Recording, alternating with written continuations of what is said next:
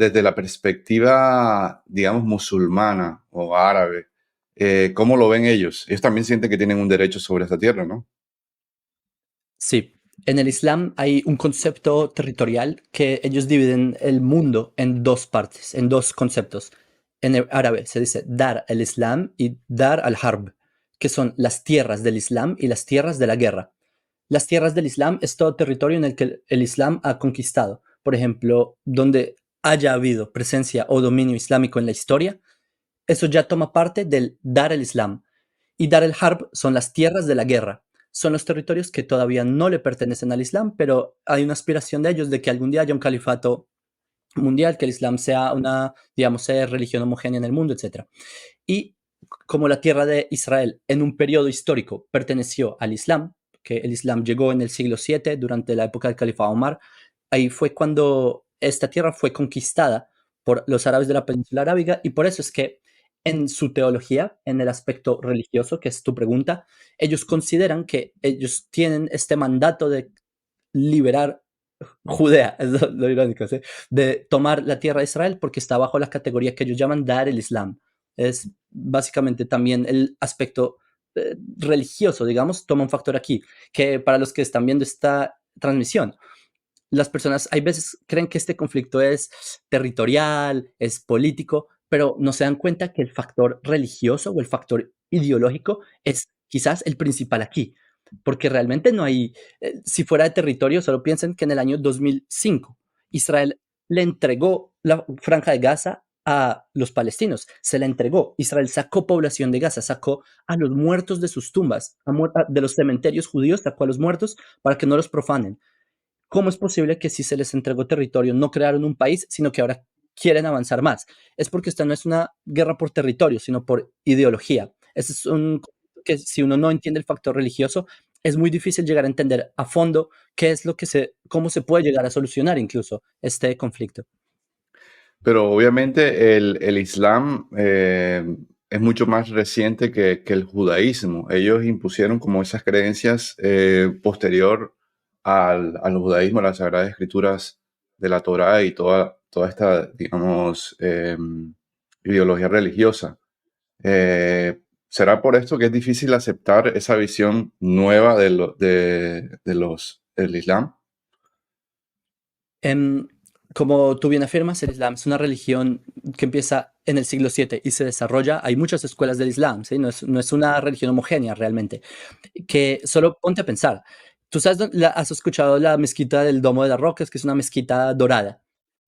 Está encima de donde estaba el Templo de Jerusalén. Entonces, cuando uno se pregunta, ¿quién estaría ocupando a quién? ¿Que el que construyó una mezquita encima del templo o los que estaban debajo?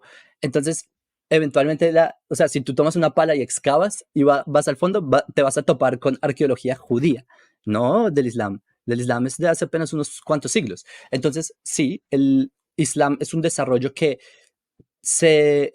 religiosamente viene también a partir de conceptos monoteístas. Los que hayan leído el Corán habrán visto que se toman muchos personajes de la Biblia hebrea como Ibrahim, como Noah, Noé, o como Musa, Moisés, son los personajes de la Biblia hebrea. Hay cambios en que en vez de que Ibrahim iba a sacrificar a su hijo Isaac, no, iba a sacrificar a su hijo Ismael, y así sucesivamente.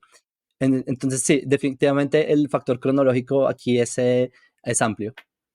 Sí, digamos que por antigüedad el judaísmo tendría más autoridad, por lo que es más Em, antiguo.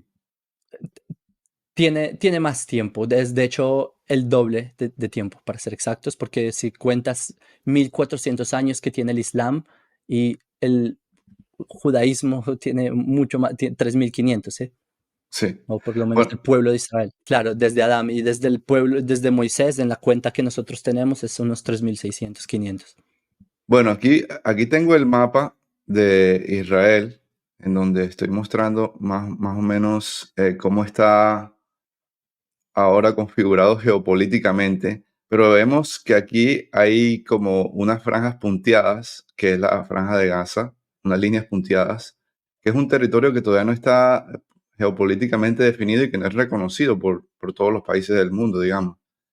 ¿Por qué se definió este pedacito dejárselo a los palestinos. Si nos Em, podrías... sí, ok. Cuando renace el Estado de Israel, hay las Naciones Unidas, el mundo, se Sí. unen y hacen una votación. Esto es en 1947, la Ujú. resolución 181, famosa. Y el mundo hace una votación y se aprueba la creación del Estado de Israel. Y también se propone crear un país árabe, son esas dos líneas que tú ves, como esos dos, digamos, lados que tú ves, es lo que se Sí. propone, pero los árabes rechazan. Los árabes, en vez de aceptar crear un país árabe, que de hecho no se hablaba de un país palestino en esa época, no se, irónicamente, a los que se les llamaba palestinos eran los judíos. En Ujú, documentos del Imperio Otomano, los judíos éramos los palestinos hasta 1964. Pero el ujú, punto es que los árabes rechazan hacer un país árabe y comienzan una guerra contra los judíos. Ahora, Egipto, que es donde tú mostraste la zona punteada de abajo, ujú, conquistan o sea, invaden desde el sur, pero Israel, siendo un ejército diminuto, contra un ejército enorme que es Egipto, mientras también otros 5 ejércitos simultáneamente están tratando de estrangular a Israel, ujú, Israel milagrosamente logra frenar a sus enemigos, vencer a sus enemigos, y esas líneas que tú mencionaste son las líneas, se llaman líneas de armisticio, que son las líneas que se llegó a un acuerdo, a un cese al fuego con los países árabes en 1940 entre el 49 y el 48. De hecho, ¿sabes por qué? Eso también se le conoce como la línea verde, porque cuando, por lo menos en Cisjordania, ¿sí? Que de hecho no se llama Cisjordania, se llamaba Judea y Samaria, pero le cambiaron el nombre a Cisjordania después de la, digamos, Primera Guerra Mundial. Pero el punto es que llegó como un diplomático de las Naciones Unidas, tomó el mapa y miró el mapa, vio dónde estaban las enfrentadas los ejércitos, tomó un marcador, como un esfero, ¿sí? Como un, ¿cómo se dice? Verde, color verde, y dibujó esa línea. Y esa ujú. línea que dibujó color verde es la línea verde. Así se formó esa línea que ven ahí. Entonces, lo que ocurre ahí es que Egipto se toma la franja de Gaza, porque Egipto se lo tomó, lo tomaron en contra de la ley internacional. Después, en la Guerra de los 6 días, Israel también, en acto de defensa contra las agresiones políticas y lo que se está tratando de hacer económicamente Egipto, Israel libera la franja de Gaza y después de unas décadas, Israel le entrega la franja de Gaza a los palestinos. Ujú, Israel, a propósito, todo lo que dije que hubo guerra con Egipto, etcétera, Israel hoy en día tiene tratado de paz con Egipto, con Jordania, con Emiratos Árabes, con Marruecos, o sea, tiene tratados de paz con sus vecinos prácticamente.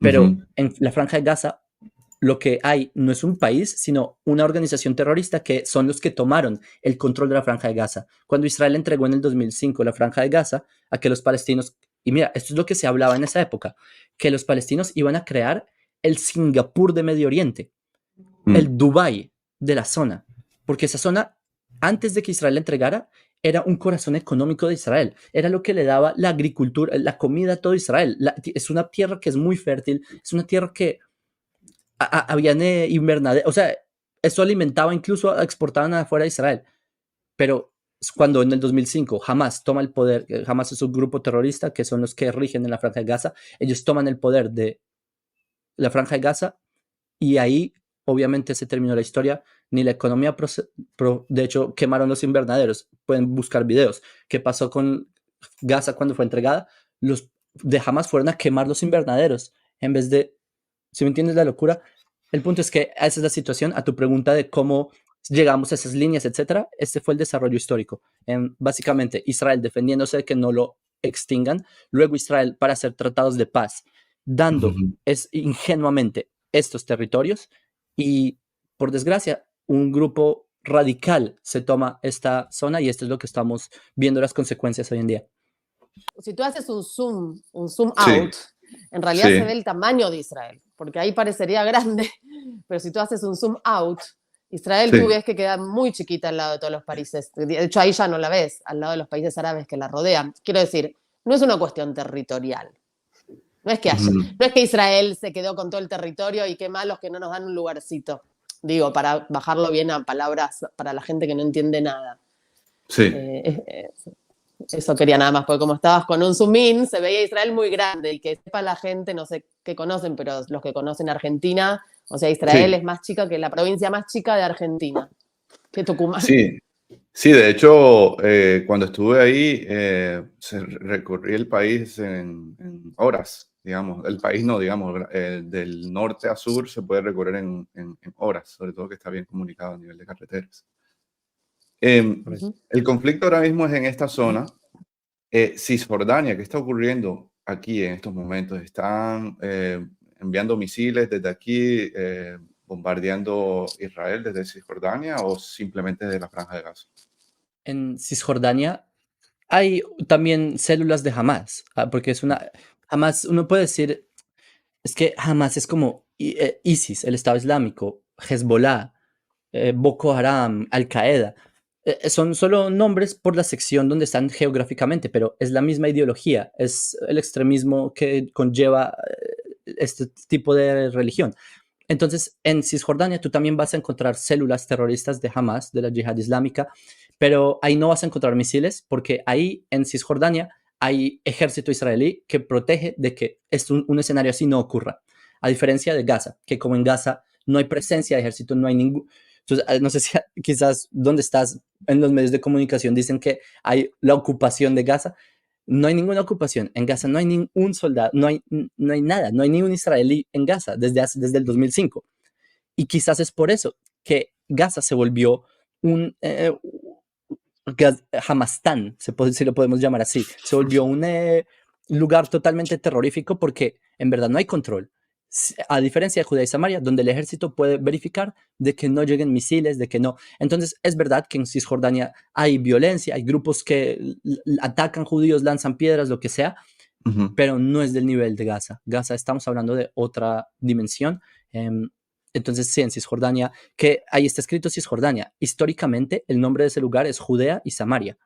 Ok. Entonces, si ustedes leen la Biblia, la mayoría de escenas que ustedes van a leer ocurrieron ahí, a nuestro pueblo. Solo Mm. como dato curioso.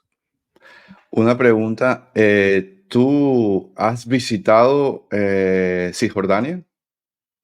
Por supuesto, no solamente he visitado, porque ahí tenemos lugares muy sagrados para el pueblo judío. Por ejemplo, Ujú. está Hebrón. Hebrón es Sí. donde están enterrados los patriarcas de Israel, Abraham, Isaac y Jacob, Ujú. que yo llevo su nombre. Ok. Eventualmente vamos a visitar a nuestros ancestros, ¿no? Y hay otros lugares que también la tumba de Raquel, hay lugares que son, es que es Judea, es nuestra tierra, es un lugar que es natural para el judío ir. También he estado como soldado, yo fui soldado en unidad de fuerzas especiales, en una unidad de élite, y también debí estar ahí, no como turista, sino como para proteger a las personas que hay. Obviamente hay muchas veces intentan agredir judíos que están en la zona, entonces como soldado debí estar ahí para proteger. Sí, sería equivocado llamar ese territorio Palestina, porque para los palestinos eso se llamaría Palestina, ¿no? Para los palestinos todo se llama Palestina, hasta Tel Aviv se Ok. llama Palestina. Entonces Ok. yo creo que sí es erróneo, porque el Ujú. término Palestina, para los que, es otro breve resumen histórico, los judíos teníamos un reino judío hace 2000 años. Ujú. Y lo que ocurrió es que llega un imperio colonizador llamado Roma, y Roma se toma Judea, el reino de Judea. Literalmente destruyen Judea en el año 70 y en el 135 destruyen Judea aún peor, después de algo que se llamó la revuelta de Bar Kokhba, no me extiendo mucho en eso. Pero lo que hace el emperador Adriano, que era el emperador romano, él le cambia el nombre a Judea para humillar a los judíos. Él dice, ya no lo voy a llamar Judea, sino Asiria-Palestina, así dijo, Asiria-Palestea, para ser exacto. Ya no se va a llamar Jerusalén, sino lo vamos a llamar Aelia Capitolina. Ya no se va a llamar Shem, sino se va a llamar Neapolis, que como los árabes no tienen la P, dicen Nablus por eso, porque no tienen la letra P. No pueden decir Palestina, irónicamente. Pero entonces lo que hace el emperador Adriano es que para humillar a los judíos, él le cambia el nombre a la tierra. A Judea lo cambia por Asiria-Palestina. Por eso, y debido a que el imperio romano tuvo una presencia ahí y luego el imperio bizantino, entonces el nombre Palestina se quedó como el nombre de una región geográfica, pero nunca de un país. Y cuando llegan los distintos imperios también tiene otros nombres, como el Reino de Jerusalén, bla, bla, bla, pero históricamente el Imperio Otomano, luego el Mandato Británico, tiene sus nombres. Pero yo creo que llamar esa zona con el nombre de una ocupación romana, que solo lo que vinieron es hacer exterminar judíos, yo creo que uno debería llamarlo con el nombre que estaba antes de que los romanos lo cambiaran. Y ese nombre era Judea, que justamente ese pueblo que vinimos a liberar la tierra que nos pertenece, somos los judíos. Entonces pienso que llamar a Judea y a Samaria Palestina es simplemente un error histórico producto del colonialismo europeo de esa época. Ok, entonces la idea, por ejemplo, con las personas que habitan en esta zona para el Israel de hoy en día, ¿cuál sería? ¿Integrarlos, que se vayan, que simplemente se busquen otro lugar o qué? ¿O cómo sería el escenario Hay ideal? muchas propuestas, hay muchos planes de cómo se podría llegar a una convivencia. Hay un plan que me parece un poco ingenuo, que es el de crear dos países, un país judío y un país palestino, que retira a todos los judíos y que suerte con ustedes a ver si Judea y Samaria no se va a volver Gaza parte 2, que es lo más seguro, que se vuelva Gaza parte 2, ¿no? Y por eso es que no se ha podido ir hacia allá. Otra propuesta, que esta es la más realista a nivel sociológico, en verdad, y no quiero ofender a nadie, en verdad no hay un pueblo palestino, hay un pueblo judío, pero palestino lo que hay es 8 etnias, 8 tribus, digamos, no etnias, pero sí tribus, 8 clanes, Hamula, ¿sí? Y en árabe Ashira, que están divididos geográficamente, el clan de Hebrón, el de Al-Jalil, el de Ramallah, y están divididos. Y son familias que en verdad no tienen nada que ver la una con la otra. No es como si un judío de Marruecos es hermano de un judío de Polonia. Acá puedo decir, o de nosotros judíos de otros lugares del mundo somos hermanos, pero un palestino de Ramallah se matan y se odian con uno de Hebrón. De hecho, en Gaza eso pasó. En Gaza, cuando Hamas se toma el poder, se mataron los del norte con los del sur, Fatah con los de Hamas, porque eran dos tribus distintas. Entonces, una de las propuestas que se ha hecho es que en vez de hacer otro país fallido, como ocurre con Siria, que es un país que también no hay un pueblo sirio, lo que hay son distintas tribus que conglomeraron, hay drusos, hay kurdos, y todo lo conglomeraron, alawitas, y lo mismo en Líbano, y lo mismo en Yemen, y por eso todos estos países son un caos, porque no son una unidad nacional. Pero la mentalidad occidental es que metamos a todas estas tribus en un solo pasaporte, en una bandera. Pero es que lo que pasa es que cuando no haya un dictador que los mantenga tensos, apenas el dictador tenga un poco de debilidad, se empiezan a matar entre ellos. Y por eso es que hay guerras civiles en el mundo árabe. Entonces, para lo que se ha propuesto para prevenir esto en digamos, las tribus, que llamemos las tribus palestinas, las tribus árabes que viven en Judea y Samaria, lo que se ha propuesto es hacer emiratos palestinos, emiratos árabes. Porque ¿cómo funciona emiratos? Porque ¿cómo es posible que países como Dubái, Bahrein o Oman, cómo es posible que son países que viven tan bien? Porque son los únicos países de Medio Oriente que no hicieron un solo conglomerado nacional, sino que cada tribu hizo su país. Al-Thani hizo su país, ¿sí? Ziad hizo su país, todos hicieron su país, y así es como nacen los Emiratos Árabes. Y ellos no tienen petróleo, Dubái no tiene petróleo, y mira cómo está Dubái. Entonces, no es un tema de hecho, los países con más petróleo están súper mal, ¿sí? Irak, Irán, pero eso podría llegar a ser digamos, una solución teórica, que tengan sus independencias de acuerdo a sus tribus y estén distribuidos con sus, digamos, sistemas legislativos y sus sistemas, lo que, digamos, en la ley judía se llamarían sus tribunales de justicia basados en la ley noágida, lo que sea, en sus zonas. Quizás eso es una solución mucho más lógica a nivel sociológico y cultural, en vez de estar pensando de tratar de ver el conflicto con lentes occidentales. Cuando nosotros vemos con una cabeza occidental, no, ellos merecen un país, una bandera llamada Palestina.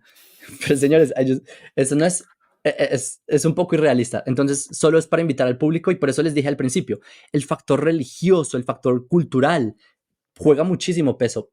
Por eso hay que empezar a conocer mucho más una visión menos etnocéntrica de lo que ocurre al otro lado del planeta, para poder entender hacia dónde iría una solución. O sea, según lo que dices, ni siquiera ellos mismos están unidos. No. Están en De completa hecho, desunión. cuando fue la guerra que les dije de independencia de Israel en 1948, cuando los árabes de Akko empezaron a tratar de matar a los árabes de Haifa se quedaron de brazos cruzados viendo cómo se peleaban y no les interesó. No es que trataron, por fin es la oportunidad de liberar, nada. No están unidos. Y la muestra es que, ¿tú sabes por qué no hay elecciones en la autoridad palestina, que es un cuerpo dictatorial desde hace unos 18 años? No tienen elecciones porque si llegan a haber elecciones, no, se desploma toda porque es que el mundo árabe funciona, si tú tienes una cabeza fuerte que haga una dictadura fuerte, puede mantener a todos estos grupos en cohesión por la tensión, pero en el momento en que no haya esto, empieza el conflicto entre ellos. Esto es lo que ocurrió en Gaza. No estoy hablando teorías. Esto ya ocurrió en Gaza. Esto ocurrió en Líbano con los palestinos mismos. En Líbano los mismos palestinos se mataron. Esto ocurrió en Jordania con los mismos palestinos. ¿Por qué no ocurriría también en Cisjordania? Ya vimos 3 casos en los que ocurrió. Entonces, justamente, si uno asume que son un solo bloque y uno no lo ve en el sentido antropológico, creo que uno podría caer en que haya simplemente más caos. Claro. Cuando visité Israel, cometí la osadía, bueno, en contra de todo lo que me habían dicho, que era peligroso visitar Cisjordania y todo eso, pues atravesé aquí con una persona que conocía muy bien la zona y veía letreros en donde era como delito para los israelíes ir a ciertos territorios que están como segmentados en área A, B, C, algo así, territorio 1, 2, 3, 4. Eso todavía sigue. ¿Por qué ocurre esto en que se le prohíbe a los israelíes visitar estos territorios? Ok. Judea y Samaria están divididos en 3 secciones, A, B y C. Ujú. Las zonas A son completamente regidas por la autoridad palestina, como lo llaman ellos, y B es donde están regidos por ellos a nivel legislativo, pero tiene seguridad israelí, y los territorios C es donde hay presencia judía, donde hay lugares como pueblos judíos, ¿sabes? Bet-El, que es donde Jacob tuvo el sueño, que es la escalera, y los ángeles que subían y bajaban. El Mar Y Muerto. es, estos son los 3, digamos, así los catalogan territorialmente después de lo que se Ujú. conoce como los tratados de Oslo de 1994. Pero lo que ocurre es que unos cuantos años después de estos acuerdos de Oslo, esta fue la ingenua idea de Israel, que dijo, bueno, dividamos el territorio, sí, y vamos a llegar a un orden. Lo que pasó es que cada vez que había un judío en la zona, simplemente los árabes, los palestinos, empezaban a acabar con vida de judíos. En los años 2000, esto llegó al tope que se llamó la intifada o la segunda intifada. Mataron a miles, cientos de, no tanto como hoy en día, pero mataron a cientos y cientos y cientos y cientos de israelíes, pasaron los 1000. Entonces, en pocos meses. Entonces, Israel entendió que tiene que hacer medidas de seguridad. Entre esas medidas de seguridad es poner una valla de seguridad para que no hayan personas que traten de pasar a hacer un atentado contra judíos en, digamos, poblados judíos.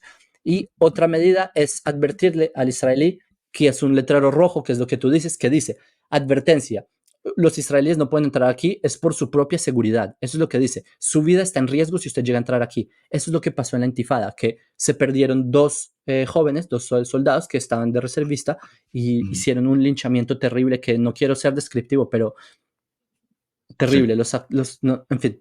es Entonces, normal. para evitar esta situación, Israel decidió poner un letrero advirtiéndonos que es peligroso para nosotros entrar ahí.